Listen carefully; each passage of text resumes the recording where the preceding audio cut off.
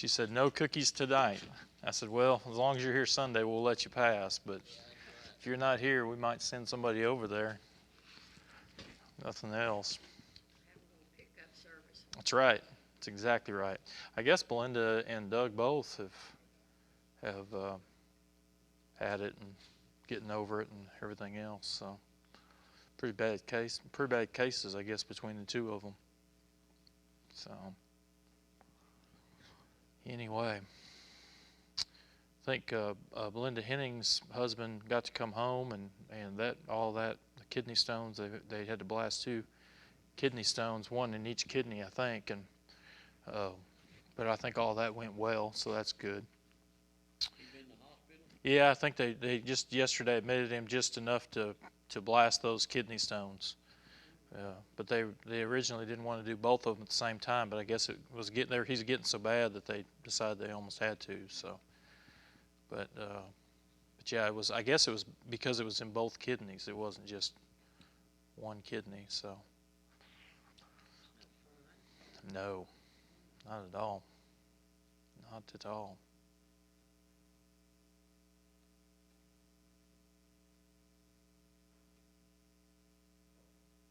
Other prayer requests? Remember my cousin that we prayed for that had been in the Dallas hospital for a year? This was like 3 years ago. Okay. Her daughter is in the hospital now. Okay. And has been there for, I think, only 2 days, 2 or 3 days. But anyway, She's got some kind of blockage. We don't know exactly what kind of blockage. Yeah. Sharon,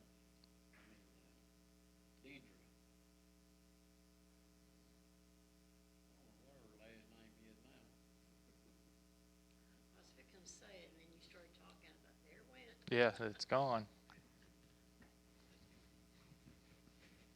There it went.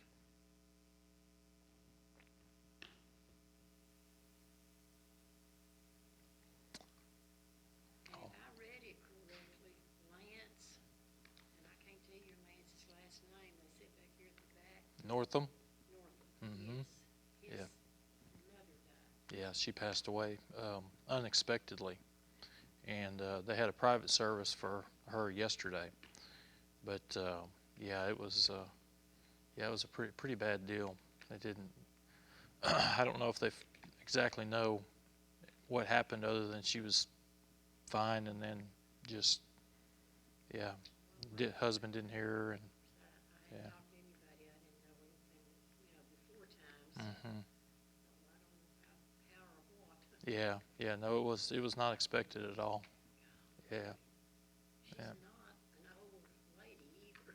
No, she was 70, but in very good health. In fact, the week before, Emma, it's pretty much spent the whole week with her. So, yeah.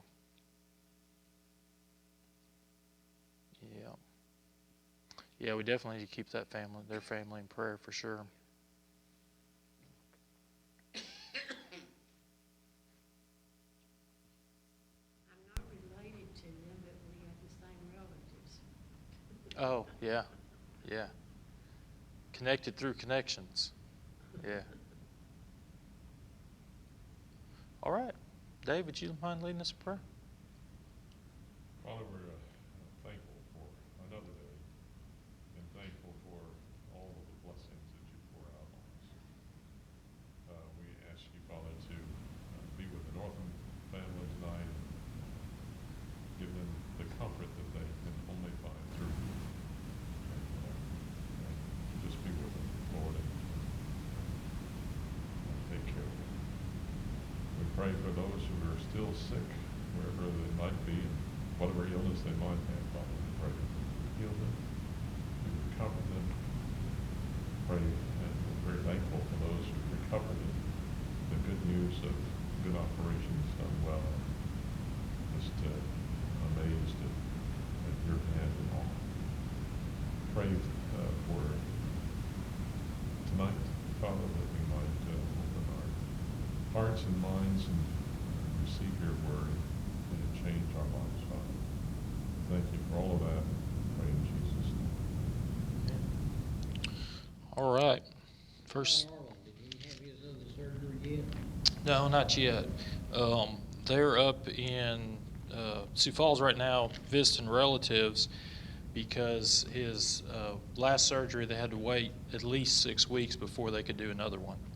So when he gets back, he's supposed to visit with a doctor down at UT Southwest, and then when he does that, then they'll figure out, one, if they're willing to do the surgery, and then two, if they are, when it would be.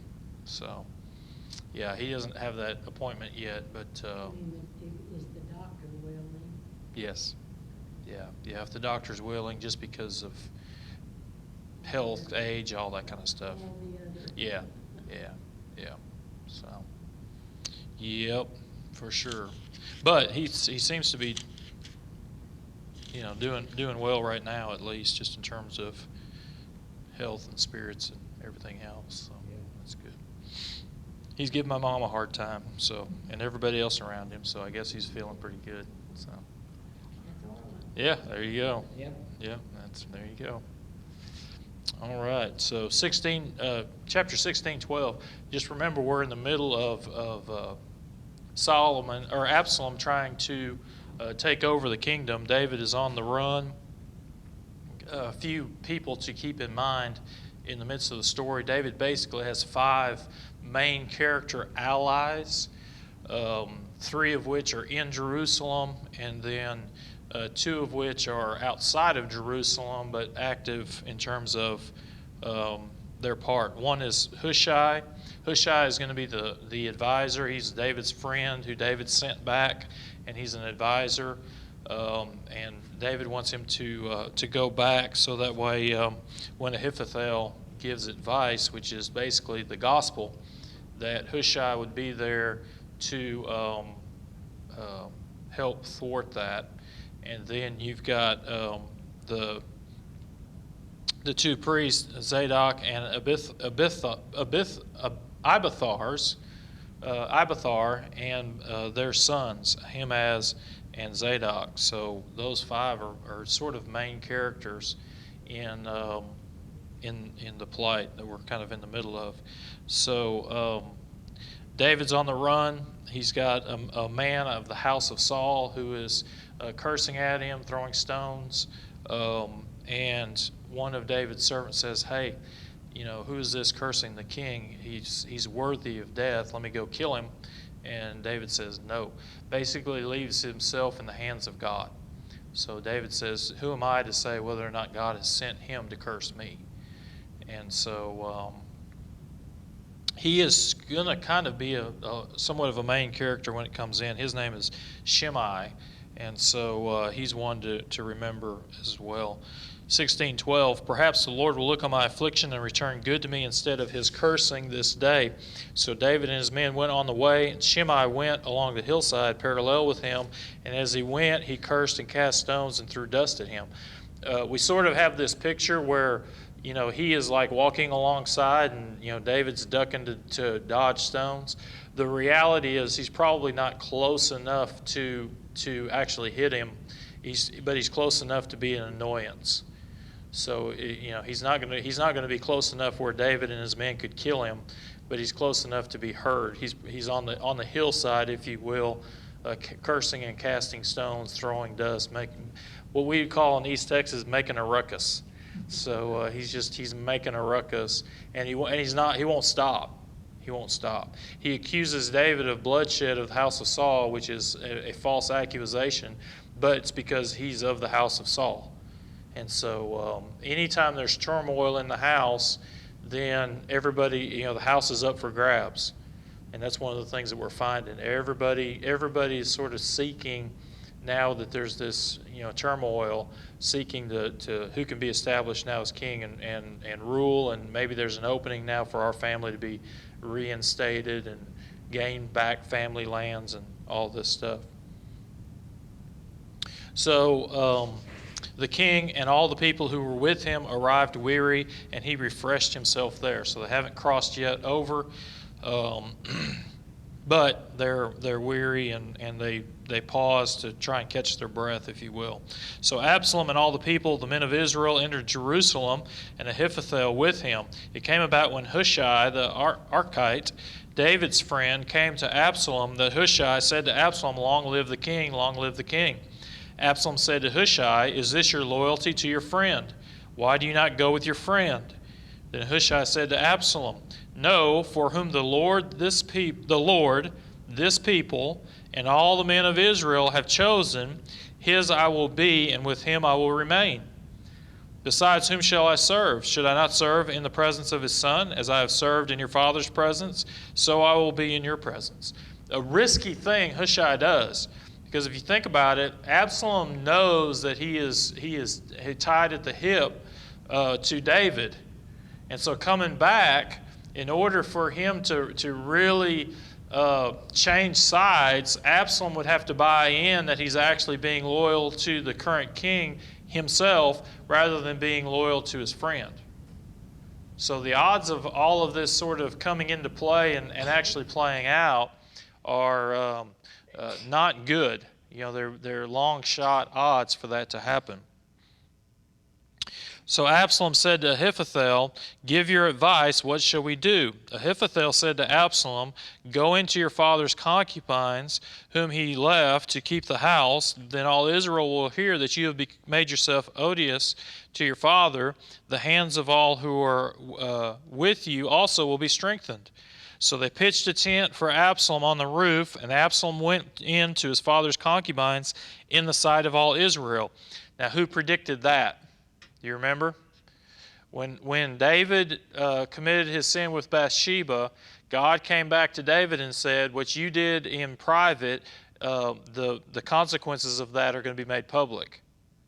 Well, now that's coming back to the what do they call it? The chickens are coming to roost, right? It's a sad thing to think about, just in terms of just the whole thing. It's just dirty. It's just dirty and ugly. I mean, can you imagine if you're a part of Israel and you're looking up and you're seeing, you know, all of David and all of David's concubines, and his son is going into them, and you know what's going on, and he's doing it to make a statement to everybody. So it's just ugly and dirty and just nothing good about it. So the advice, verse 23, of Ahithophel, which he gave in those days, was as if one inquired of the word of God. So was all the advice of Ahithophel regarded by both David and Absalom. So everybody who heard his advice felt like it was the voice of God who was speaking, and both Absalom and David felt like it was God who was speaking through him as well. So the thing that you've got to realize when this is being stated is that his word is what's going to happen. If Ahithophel says this is what we do, then that was what was going to be done. And so the writer wants you to understand in your heart and in your mind how set in stone when he gave advice that actually happened is. It's not going to get overturned. So not without divine intervention. I'm sorry. Yeah, if you don't have divine intervention, that's not going to change. So 17:1, furthermore, Ahithophel said to Absalom, "Please let me choose 12,000 men that I may arise and pursue David tonight. I will come upon him while he is weary and exhausted and terrify him, so that all the people who are with him will flee. Then I will strike down the king alone, and I will bring back all the people to you. The return of everyone depends on the man you seek. All the people will be at peace." So the plan pleased Absalom and all the elders of Israel. So what does Ahithophel do? Here's what you do, Absalom. Let me go. Take 12,000 men. We'll kill David, and it's over. It's done.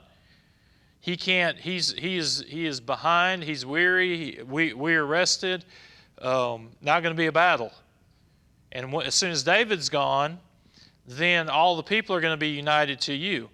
one of the things that's an undercurrent that's happening here is a kingdom that is being collected or a kingdom that's being divided. So there's always this desire for a collected kingdom. How is it that we're going to get all the people united in order for us to be one? Right? Because if we're divided, then we not only have civil war, but now we also have people on the outside who will attack us coming in. So it's always on the forefront of their mind. How do we get everybody united once again? Right now we've got civil war going on and we're divided. So Ahithophel says, hey, let's go. We take David, it's over, everybody's going to be united under you, and there'll be this quick transition, and we'll move forward. Well, Absalom hears that, and he says, sounds good to me. So now you got two things going. You got one, anything that Ahithophel says is gospel, and two, he gives Absalom advice that Absalom agrees with and says this is what we ought to do. So the expectation is this is what's going to happen. And if that happens, David's dead. If that happens, David's dead. So David is as close to death as you can possibly be. Yeah, he's probably closer. This story doesn't get talked about a lot, but he's probably closer to death here than he is when he's running from Saul. Just in terms of human frailty in Earth's economy. All right. Because we're going to find later, David's not necessarily thinking terribly straight either in what he's doing. So Absalom said, call Hushai, the Archite, also, and let us hear what he has to say. When Hushai had come to Absalom, Absalom said to him, Ahithophel has spoken thus. Shall we carry out his plan? If not, speak. So Hushai said to Absalom, this time the advice that Ahithophel has given is not good. Moreover, Hushai said, you know your father and his men. They are mighty men. They are fierce, like a bear robbed of her cubs in the field. And your father is an expert in warfare, and will not spend the night with the people. Behold, he has now hidden himself in one of the caves or in another place, and it will be when he falls on them at the first attack, that whoever hears it will say, there has been a slaughter among the people who follow Absalom. And even the one who is valiant, whose heart is like the heart of a lion, will completely lose heart, for all of Israel knows that your father is a mighty man, and those who are with him are valiant men. But I counsel that all Israel be surely gathered to you from Dan even to Beersheba, so as the sand of the sea in abundance, and that you personally go into battle. So we shall come to him in one of the places where he can be found. We will fall on him as the dew falls on the ground.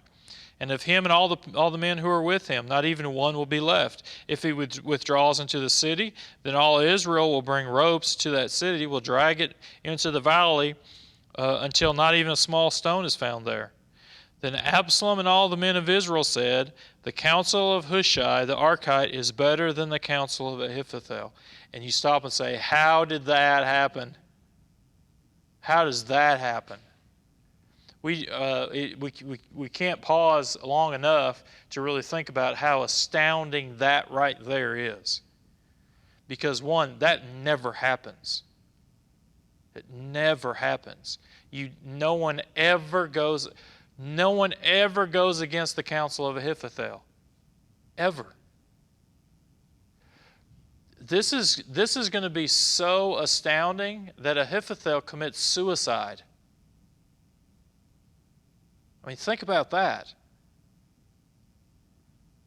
So you have all of the men of Israel and the king just did an absolute 180 that makes absolutely no sense.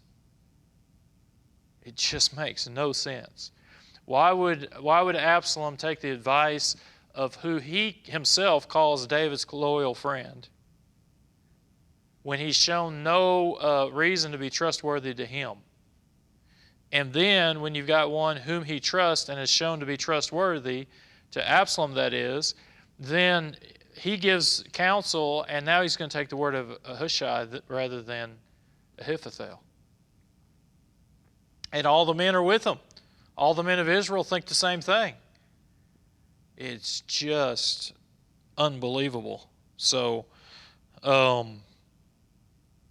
yeah, how does that happen?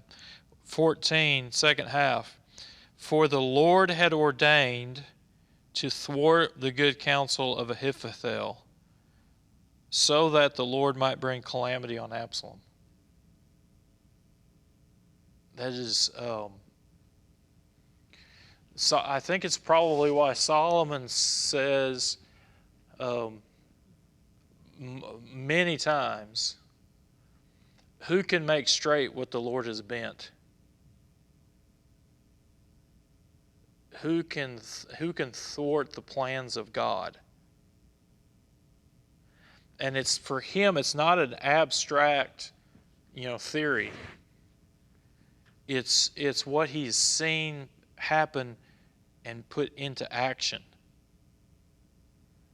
There's always meant to be in the life of the people of God an understanding that man plans his steps, but God ordains and makes his path. So it's not wrong to plan, but we don't hold that we have ultimate determination. When you talk about free will, we talk about free will a lot. When you talk about free will, most of the time when people talk about free will, they talk about it in terms of ultimate determination. We don't believe that man has ultimate determination over all things. So we put our mind and our hearts into action, but we hold that God is the one who ordains our steps. We're not greater than God. We're not greater than God. Solomon also writes, David does too, but Solomon writes, and Paul writes this, who directs the heart of the king? Who directs the heart of the king? And for us, it should be comforting, because if you think about it, it doesn't matter if it's back here, if it's today. Everybody's got the king's ear, right? Giving advice. This is what we should do. This is what we should. But none of that happens outside of the plan of God and the purposes of God. It's just that the purposes of God may not be our purposes. And that's the hard thing sometimes to reconcile. That's the hard thing to reconcile. So, hey, he says, yeah, Hushai's counsel is good. Now, notice how Hushai responds to hearing this. Okay? If you think that this is not a big deal, look at how Hushai responds to this. So Hushai said to Zadok, remember Zadok and Abiathar are both the priests, and their sons are sort of helpers, messengers in relation to communicating with David. So Hushai, verse 15, said to Zadok and Abiathar the priests, this is what Ahithophel counseled Absalom and the elders of Israel, and this is what I have counseled. So he tells the two priests, hey, this is what he said, this is what I said. He said, now therefore, verse 16, send quickly and tell David, saying, don't spend the night at the fords of the wilderness, but by all means cross over, or else the king and all his people who are with him will be destroyed. What does Hushai think is going to happen? He thinks that even though Absalom has said, hey, Hushai's word is good, Hushai himself says, he may have said that in my presence, but Ahithophel's word, nobody goes against Ahithophel's word. Whether Absalom's just trying to trick me or Ahithophel goes back to him, Absalom's going to change his mind one way or the other. They're going to fix to go out and catch David. A lot of times when we talk about faith, we talk about faith as if it's our inner strength to believe that it's really going to happen. But what you find with faith oftentimes enacted, it's enacted in the midst of just unknown. I just don't know, and if God doesn't show up, I'm dead. But you know what? Honestly, here's what I think is going to happen. Ahithophel's advice is going to come through, and they're going to go chase David. So Hushai himself doesn't believe that it's going to happen. So just I don't think we can really grasp how unbelievable this whole thing is. They're taking a chapter plus to discuss it. You know? I mean, they're not making lightly this whole thing of what's going on here, just about this council of just what happened. And I think the reason for that is because it's such impossible odds and circumstances. There's more time spent on this oftentimes than the verses of where David is in the cave and Saul is surrounding him. Because David is more endangered here than what he was even there in terms of just humanly speaking. All of the cards are stacked against him. So Hushai sends word through Zadok and Abiathar and says, hey, you better go tell David that they better cross over. Don't wait. They better cross over because Ahithophel's fixing to get an army and they're fixing to overcome you. David's going to be dead. That's going to be the end of it. So Jonathan and Ahimaaz, now that's the priest's sons. They were staying at Enrogel, and a maidservant would go and tell them, and they would go and tell King David, for they could not be seen entering the city. So what happened is you've got two priests. You have Hushai that would go tell the priest, so because it's not uncommon to communicate with the priest, so nothing unusual, no red flags there. But then the priest couldn't go and tell their sons who would all of a sudden flee the city to go tell David something because now all of a sudden red flag is up. So what do? The priests have a maidservant who then leaves the city. She'd probably go unseen, unnoticed, who are going to talk to the priest's sons who are in another city. Then the priest's sons can take off and they can let David know. So there's a whole underground thing that's going on here. So, but verse 18, but a lad did see them, and told Absolam. So the two of them departed quickly and came to the house of a man in Barum, and who had a well in his courtyard, and they went down into it. Now listen to this, and tell me what this sounds like. You've got two men who are taking flight to try and warn David in order to save, if you will, Israel. The king hears and says, hey, you got two spies who are fixing to go and let David know what's happening. So Absalom, sends soldiers after the two spies. So they went down into a well, verse 19, and a woman took covering and spread it over the well's mouth and scattered grain on it so that nothing was known. Then Absalom's servants came to the woman at the house and said, where are Ahimaaz and Jonathan? And the woman said, they've crossed the brook of water. And when they searched and could not find them, they returned to Jerusalem. What does that sound like?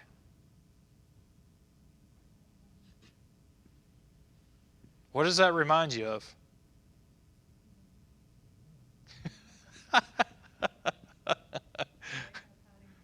Yeah, it sounds like Rahab hiding the spies. Remember, you've got the two spies that come spy out the land. What does Rahab do? She takes and covers them up. They beat on her door. Hey, where are they? Oh, they've gone this way. And they took off, couldn't find them, and go back. This is interesting because where do you think this woman got the courage to hide these spies? You don't think the stories of Rahab probably weren't told?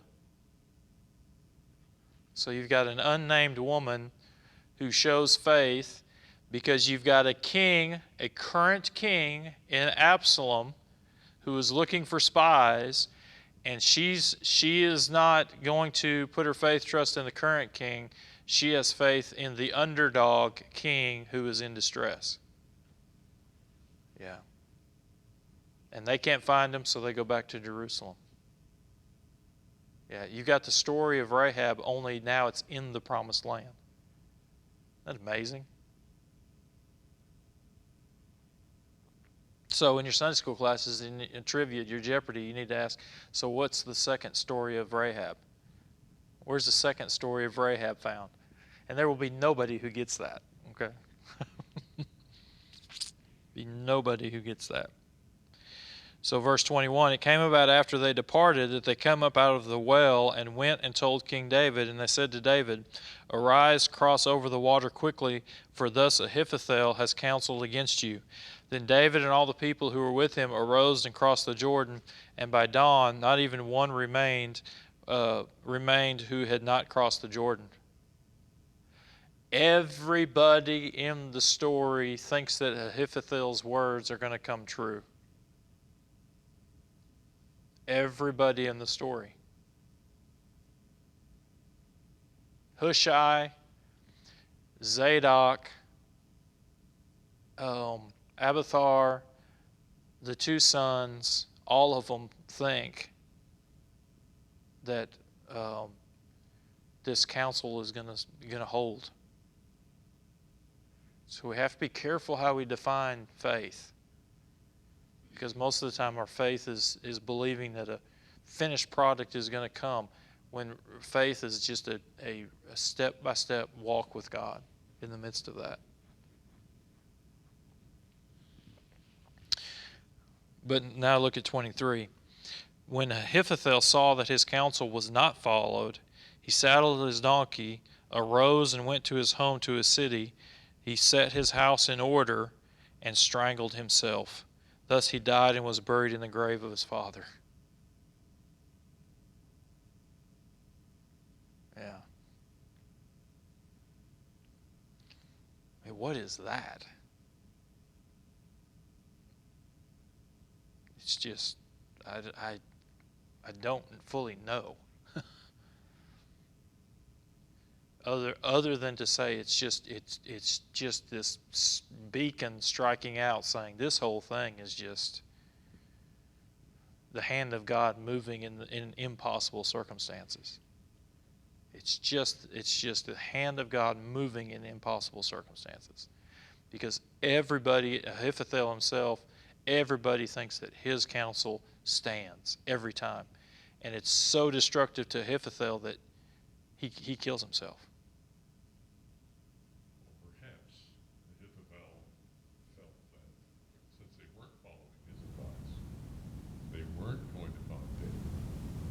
David would succeed, come back, be king, and be hanged anyway. See, that's a great point, Dave, because if Ahithophel also believes that his word is the word of God in terms of what to actually do, then Ahithophel sees the writing on the wall, which is what is going to happen. Which now means he also knows what you just got through saying, what happens next as it relates to me. And so Ahithophel is the foreshadowing of what's fixing to come. It's crazy. I'm assuming you guys know the story of Absolam, right? And in the end, in terms of Absolam, you have two hangings. Ahithophel hangs himself to his death by the ordained way of God. God says your counsel is not going to be listened to, because this is what is going to end with. I have Absalom's calamity in mind. So was David in the midst of this getting the consequences of what God said he was going to get? Absolutely. Does that mean that Absalom is then not accountable for what he does? See, this is one of the things that you find when you start talking about wickedness and evil. is God over wickedness, and is he over evil? And the answer to that is yes, absolutely. But then the question all of a sudden pops up, well, then is man not responsible for that? And the answer to that is no, he's absolutely responsible for that. Man is absolutely responsible for the evil he does. Why? Because he wants to do it. He's doing the very thing he wants to do. And just because God has ordained for that to take place to accomplish purposes that man probably doesn't fully understand, does not mean that man is not accountable for the sin that he does. There's a depth there that we don't stop and think about very often. But you're right. Ahithophel probably knows, because Ahithophel has insight. Ahithophel's counsel is right if God's desire would be to end David, which is Ahithophel's desire. But God says no. So what does Ahithophel believe? Ahithophel believes is that what he said was the way to win, and Hushai is not. So I think you're right. I think it's more than him just not. You just didn't listen to me. Oh, I'm mad because he didn't listen to me. No, by not listening to me, this is what happens next, and it's a foreshadowing of what's going to come next. So David came to Mahanaim, and Absalom crossed the Jordan, he and all the men of Israel with him. So they're following Hushai's advice. Absalom set Amasa. Now you want to circle the name Amasa because he's going to come up later. Okay? And here's a little twist in the plot. Absalom set Amasa over the army in place of Joab. Now all these characters are going to come up when David's on his deathbed. David's going to give Solomon, here's some final things you got to handle, some business you got to finish out. And these names are going to come up. And the reason that those names are coming up is because of what's happening now. So these names are coming in, and right now they don't feel like they're very important. But later on, if you make the connection, you'll see that later on, these are names that comes up when David says, I'm fixing to die. Solomon, you remember back here? Take care of it. And some of Solomon's first actions are to clear up stuff that happens during this scene. So you want to circle Amasa, make a little notation there. So he sets him over the army in place of Joab. Now Amasa was the son of a man whose name was Ithra, the Israelite, who went into Abigail. Now notice this isn't Abigail of David. Notice what Abigail this is. Abigail, the daughter of Nahash, sister of Zeruiah, Joab's mother. So you've got family relations here that's going on, one against the other.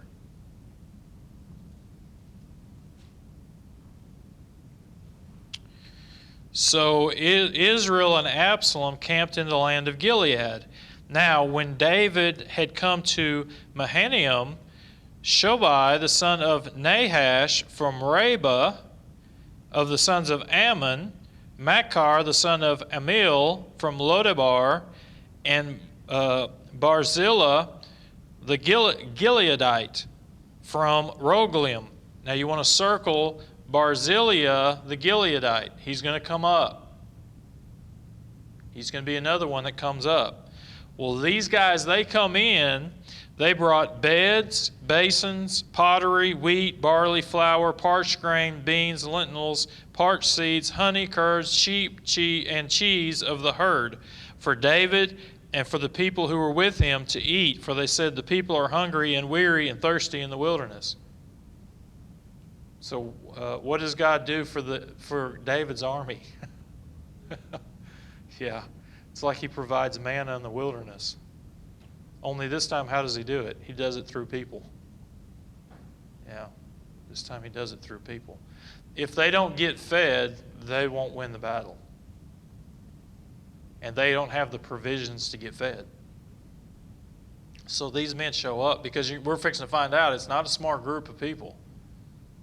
So what they did here was they killed some herds and brought a bunch of stuff for the army. So David, chapter 18, David mustered the people, or numbered the people who were with him, and set over them commanders of thousands and commanders of hundreds. David sent the people out, 1/3 under the command of Joab, 1/3 under the command of Abishai, the son of Zeruiah, Joab's brother, and 1/3 under the command of Ittai the Gittite. He's got a Philistine as one of his leaders. It's just amazing. The king said to the people, I myself will surely go out with you also.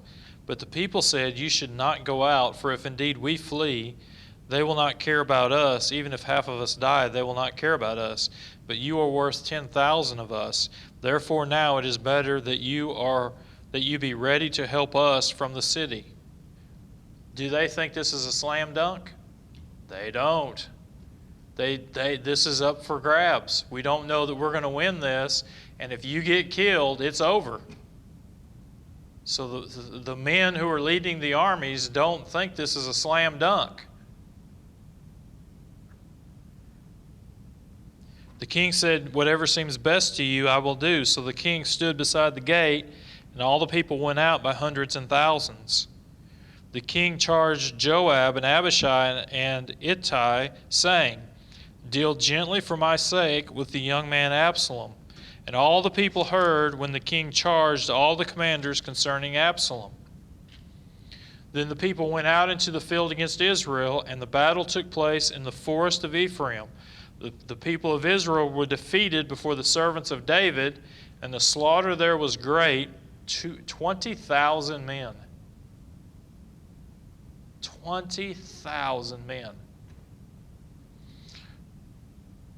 Oh, and by the way, little side note, verse 8, the battle was spread over the whole country, and the forest devoured more people that day than the sword. Yeah. Yeah. God's hand is just all over this. Just all over this. It reminds me of some of the battles that Israel has had. If you look at Israel's history, some of the battles, it's like insurmountable odds. And I'm not talking about Israel necessarily of the biblical times, but even Israel of current times.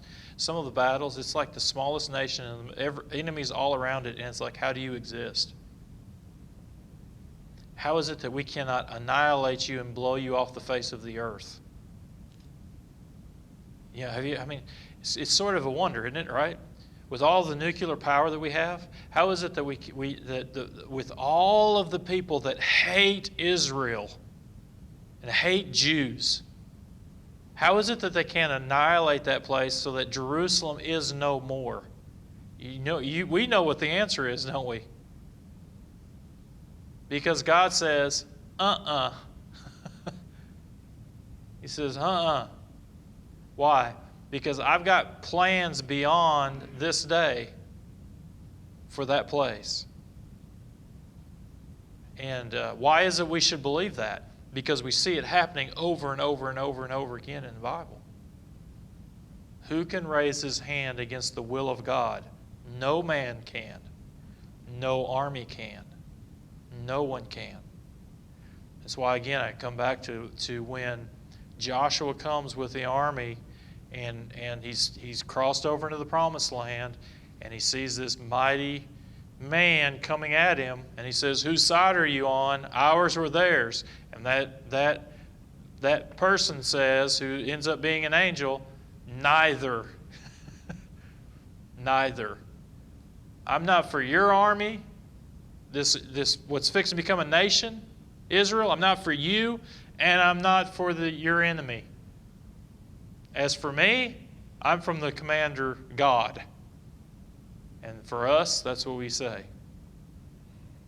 Always first. God and His army, it's His battle. That's the one that I want to be for. None other. No matter what the odds. So, verse 9. Absalom happened to meet the servants of David, for Absalom was riding his mule, and the mule went under thick branches of the great oak, and his head caught fast in the oak, so that he was left hanging between heaven and earth, while the mule under him kept going. Now, make a note, because most people think, and if you ask this question, they would probably miss the answer. How did Absalom die? And they would basically say he died by hanging himself. That's not truly accurate. He did die while hanging, but he didn't die from hanging. In other words, he didn't strangle himself. But he's caught. His hair, which was his greatest gift, one might say, he's caught by the head of his hair. You kind of I think of Samson, caught by the head of his hair. When a certain man saw it, he told Joab, said, "Behold, I saw Absalom hanging in an oak." Joab said to the man who had told him, "Now behold, you saw him. Why then didn't you strike him there to the ground? I would have given you 10 pieces of silver and a belt." Now, underline or circle there, belt. David's going to make reference to this on his another reference when he talks about dealing with Joab. One of the things he's going to talk about is his belt. Yeah. The man said to Joab, "Even if I should receive 1,000 pieces of silver in my hand, I would not put out my hand against the king's son. For in our hearing the king charged you and Abishai and Ittai, saying, 'Protect for me the young man Absalom. Otherwise, if I had dealt treacherously against his life, and there is nothing hidden from the king, then you yourself would have stood aloof.'" This man's pretty courageous, because Joab don't mess around. He doesn't mess around.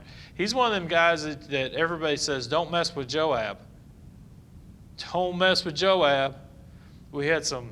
I won't say their names because they still live around here, but I think every high school in your 4-year period while you're in high school, you've got that group where they say, "Don't mess with those guys," and they all got the same last name, right?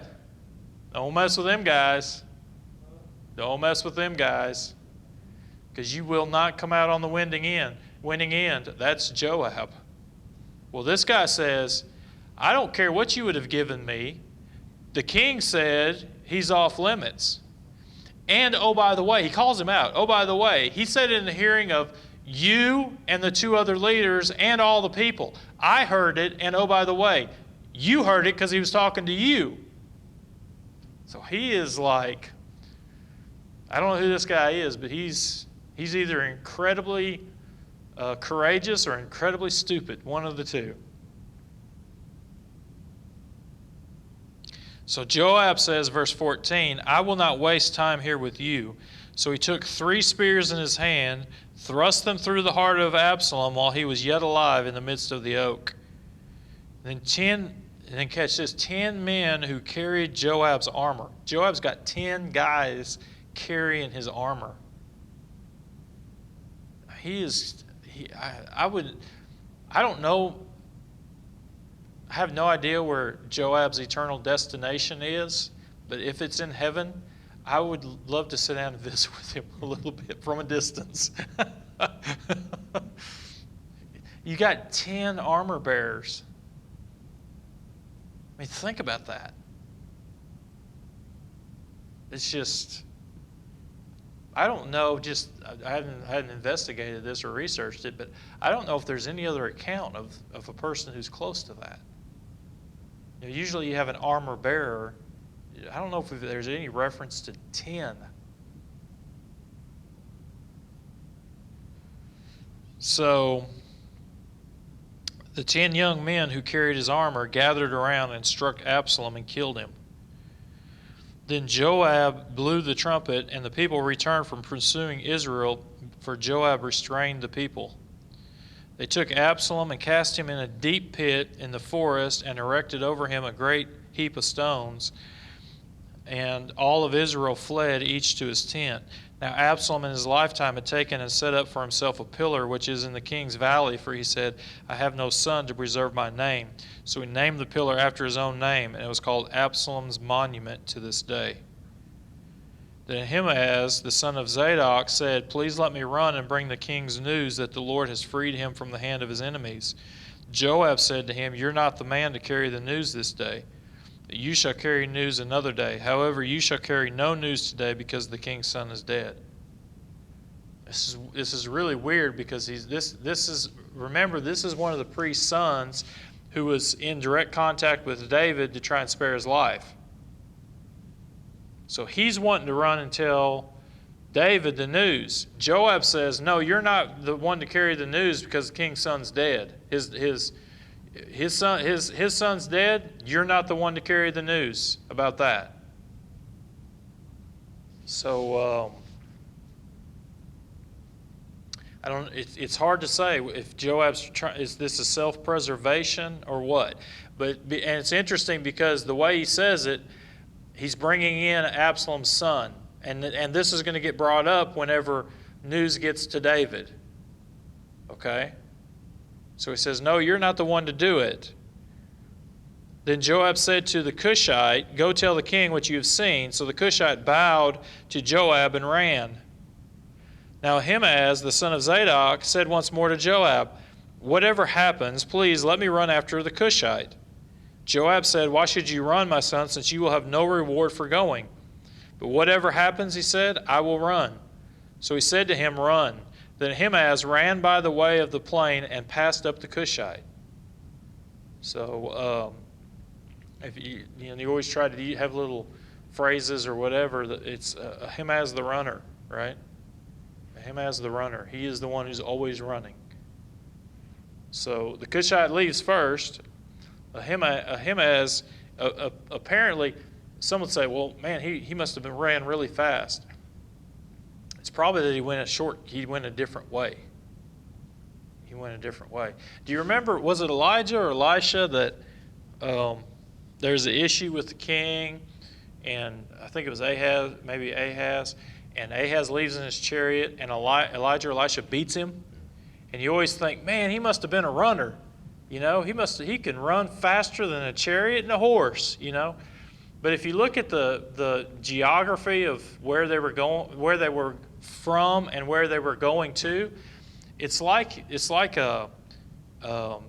going to Colorado and you're going up a mountain and it's this switchbacks, right? So the horse and the chariot take the road. Well, the prophet can do what? Go straight downhill. So the distance probably is a lot shorter. Doesn't mean he can't run. I'm not trying to take anybody's ability away from him.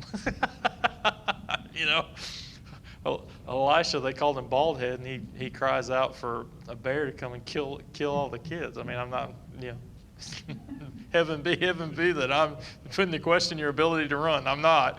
But, there's probably more going on there than just that. So David's sitting, verse 24, between the two gates. The watchman went up on the roof by the gate, by the wall, raised his eyes and looked. Behold, a man running by himself. The watchman called and told the king. The king said, If he is by himself, there's good news in his mouth. And he came nearer and nearer. Then the watchman saw another man running, and the watchman called to the gatekeeper and said, Behold, another man running by himself. The king said, This one also is bringing good news. The watchman said, I think the running of the first one is like the running of Ahimaaz. So he did have a distinct style of some sort, right? It says it looks like Ahimaaz, the son of Zadok. The king said, This is a good man and comes with good news. So Ahimaaz called and said to the king, All is well. And he prostrated himself before the king with his face to the ground. He said, Blessed is the Lord your God, who has delivered up the men who lifted up their hand against the Lord the king. Now notice how David responds. David asked, he said, Is it well with the young man Absalom? David's concern is with his son. But notice the response. Ahimaaz said, When Joab sent the king's servant and your servant, I saw a great tumult, but I did not know what it was. So he's not going to tell him. He's After that response. do what? Not after that response. No. The king says, "Is my son safe?" Yeah. No. See, he is not going to tell him. Solomon says, this is an interesting thing. Solomon says, I've seen the righteous who die in their righteousness, and I see the wicked who die in their wickedness. Do not be too righteous nor too wicked. One might say here the righteous thing to do would be to tell the king exactly what happened. But he says, I am not going to be too righteous. No, I'm not going to be too righteous. You remember one of the things King David has a reputation for is killing men upon getting news that he feels like is not right, specifically as it relates to the dealings with the king. Remember what happens when the kid comes and says that he killed Saul? David says, kill him. Joab's almost the only one who's gotten away with it so far, because there's a second incident where that happened and David said, kill him. Now, it happened with Joab, and David wasn't willing to do it, which is, again, I don't know exactly what's going on between Joab and David. Joab's an incredibly powerful man, but there are others who go up against Joab. Now, naturally, they're usually on the losing end, which is maybe why King David does not. He picks his battles, maybe. But Ahimaaz isn't willing to tell him. I'm aloof to that info. All I know is Israel's in flight, and you're going to be restored to your kingdom. What's happened to your son? He's sort of like, I'm aloof to that. Yeah. Ask Joab. That's what I would be saying too. Ask Joab. But now notice what happens.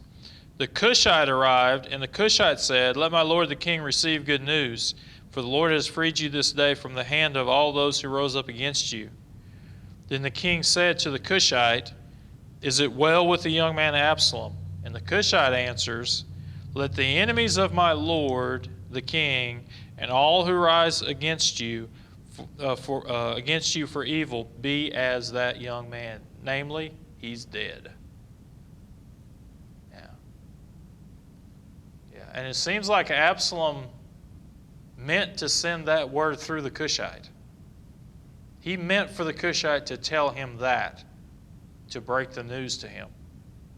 I don't know if it's not sort of self-preservation in terms of let him kill the Cushite. Because see, if he had sent Ahimaaz, if he says Ahimaaz, and that now David's in a quandary because that's the priest's son. How are you going to kill the priest's son? But if you send this Cushite, he's the fallout.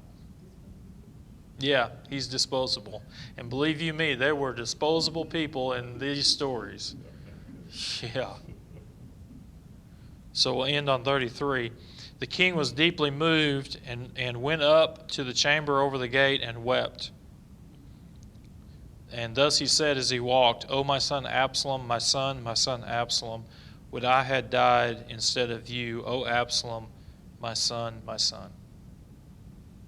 So you have intense grief and mourning that's being shown by David in relation to his son, who, by all accounts, was a wicked man. Was a wicked man. But he's still a son, isn't he?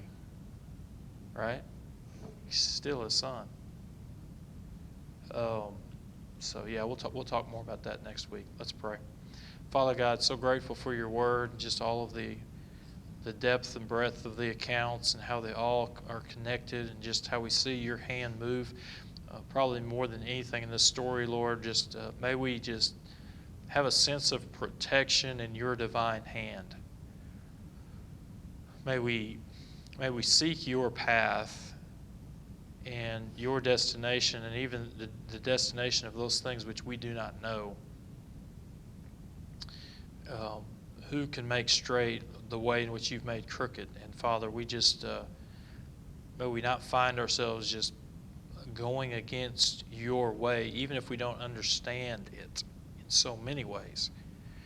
May we still have just faith, trust in you. May we through this time just show faith, like the woman who hid the spies, and like David who just ultimately places his hands in you, saying, I deserve everything I get, but maybe God will have mercy, and maybe God will extend grace. And in this account, Father, certainly you did, for just purposes far greater than this particular situation.